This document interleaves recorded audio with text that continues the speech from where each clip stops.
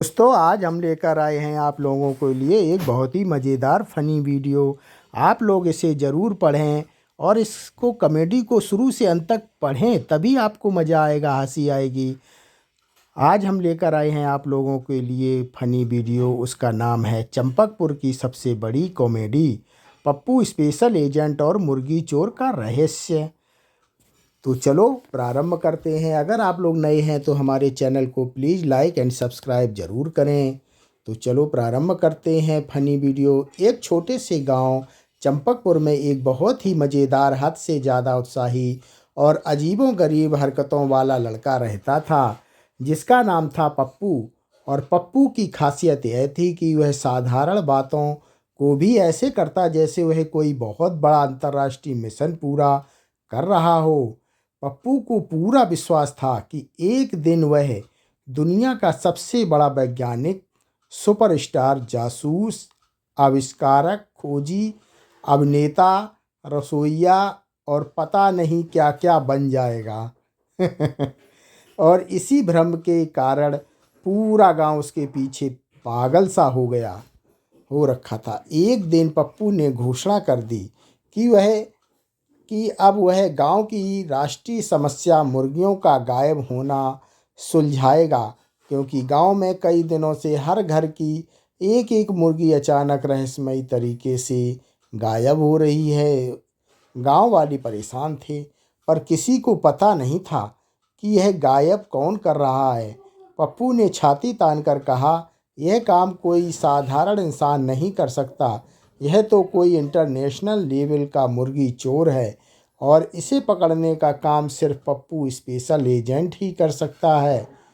गांव वाले हंसने लगे, पर पप्पू अपनी धुन में था। उसने घर में बड़े पुराने टॉर्च, एक टूटी घड़ी, एक रस्सी, 3 बिस्किट, अपनी माँ का चश्मा, एक नारियल और एक लाल रंग का तौलिया उठाकर कहा, अब शुरू होता है ऑपरेशन चिकन हंट। पप्पू रात भर मुर्गियों की सुरक्षा के लिए पेड़ पर बैठकर पहरा देता रहा। लेकिन आधी रात होते होते पप्पू को नींद का ऐसा झोंका आया कि वह तौलिए को तकिए बनाकर पेड़ पर ही सो गया। और जब सुबह हुई तो पूरा गांव इकट्ठा था और पप्पू पेड़ के नीचे उल्टा लटका हुआ था। किसी ने पूछा, क्या हुआ? पप्पू बोला, मैंने अंतरिक्ष से आए मुर्गी चोर को देखा था। उसने मुझे गुरुत्वाकर्षण विरोधी तकनीक से पेड़ पर लटका चिपका दिया। गांव वाले पेड़ पकड़कर हंसने लगे। लेकिन उसी दिन पप्पू ने कसम खा ली कि वह अब मुर्गी चोर को पकड़ कर ही दम लेगा। उसने पूरे गांव में कैमरे लगाने की योजना बनाई, लेकिन कैमरों की जगह वह हर जगह नारियल रख आया, क्योंकि पप्पू के हिसाब से नारियल में प्राकृतिक रिकॉर्डिंग सिस्टम होता है। लोग बोले यह पागल है, पर पप्पू को पूरा विश्वास था कि कोई न कोई सुराग मिलेगा।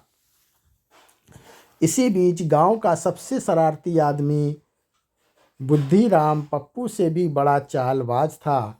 वह रोज पप्पू को अलग अलग गलत सलाह देता। कभी कहता मुर्गी जमीन के नीचे जाती है, कभी कहता उड़कर बादलों में चली जाती है। पप्पू हर बात का विश्वास कर लेता। एक रात पप्पू ने मुर्गियों को पकड़ने के लिए पूरा गांव खोदना शुरू कर दिया। इतने में उसकी माँ आ गई और पूछा, पप्पू खोद क्यों रहा है? पप्पू बोला, माँ, मुर्गियाँ सुरंग बनाकर भाग जाती हैं। माँ ने चप्पल उठाई, तूने मेरा बेटा देखा है कहीं, जो इतना बड़ा मूर्ख बनकर घूम रहा है? पप्पू भागा और पूरा गांव हंसता रहा। अगले दिन पप्पू ने नया प्लान बनाया। मुर्गियों के गायब होने का कारण है भूत। पप्पू बोला, मैंने रात में मुर्गियों के दबे के पास आवाज़ सुनी थी, चिक चिक चू चू। यह कोई सामान्य आवाज़ नहीं थी, यह तो भूतों की सौगात भाषा है। गांव वाले हंसते हंसते बोले, तो भूत मुर्गी से क्या बोलेगा? पप्पू बोला, शाबाश कह रहा होगा ऊपर उड़ते। यह सुनकर बच्चे लोटपोट हो गए, पर पप्पू फिर भी डटा रहा। रात में वह भूत पकड़ने के लिए सफ़ेद चादर ओढ़कर मुर्गियों के दवड़े से पास लेट गया, लेकिन जैसे ही हल्की हवा चली, चादर उड़कर पास वाले खेत में जा गिरी और किसान राम लला ने उसे भूत समझकर पूरा खेत दौड़ा लिया। पप्पू चिल्लाता रहा, मैं पप्पू हूँ, मैं भूत नहीं। लेकिन रामलाल डरा हुआ था और लाठी लेकर दौड़ता रहा। अंत में पप्पू पानी की नहर में घुसकर गांव वालों ने जब सुना तो हंसी के मारे उनका पेट दुखने लगा। फिर पप्पू ने फैसला लिया कि अब वह मुर्गी चोर को तकनीक से पकड़ने वह घर से प्रेशर कुकर लेकर आया और बोला, इसमें मुर्गी की आवाज़ रिकॉर्ड करूँगा। जब चोर आएगा कुकर सीटी बजाकर मुझे बताएगा। लोगों ने पूछा, कुकर चोर को कैसे पकड़ाएगा? पप्पू बोला, क्योंकि इसमें ऑटोमेटिक मुर्गी डिटेक्शन सेंसर है। यह सुनकर कुछ लोग बेहोश होते होते बच गए। पप्पू रात भर कुकर चोर नहीं बल्कि उसके पिता के खर्राटों पर सीटी बजाता रहा। पप्पू सोचता रहा, मुर्गी आ गई, पर पता चला नहीं यह तो उसके पिताजी थे। एक दिन अचानक मुर्गी और चोर पकड़ा गया और वह कोई और नहीं बल्कि बुद्धिराम ही था। बुद्धिराम मज़े से रोज़ मुर्गियाँ चुराकर उन्हें पास वाले मेले में बेच रहा था। जब पकड़ा गया तो बोला, मैं रिसर्च कर रहा था कि मुर्गियाँ कितनी दूर जा सकती हैं।